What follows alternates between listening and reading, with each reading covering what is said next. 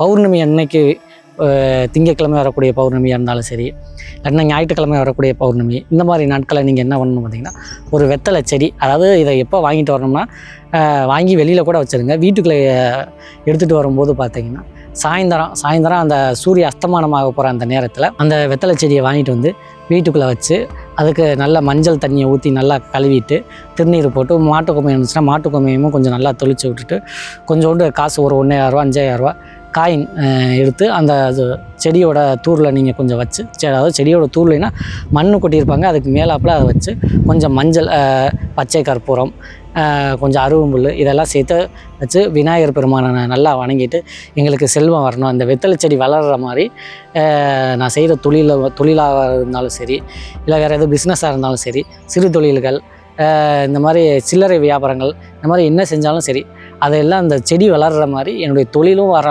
நல்லா வளர்ந்துக்கிட்டே வரணும், வருமானமும் நல்லா பெருகிக்கிட்டே இருக்கணும், நல்லா நிலச்சி நிற்கணும். அந்த மாதிரி நல்லா வேண்டிக்கிட்டு அந்த செடியை நீங்கள் டெய்லி தண்ணி ஊற்றி வளர்த்துக்கிட்டு வந்தாலே போதும். அந்த செடி வளர உங்களுடைய வருமானம் வளரும், வேலை வாய்ப்பு நல்லா வளரும், தொழில் நல்லா வளரும். எல்லாமே நீங்கள் எந்த செயல் நீங்கள் நல்லா வரணும்னு நினச்சி அதுக்கு தண்ணி ஊற்றுறீங்களோ அந்த செயல் எல்லாமே பார்த்திங்கன்னா உங்களுக்கு நல்லபடியாக வளர்ந்து வந்துக்கிட்டே இருக்கும்.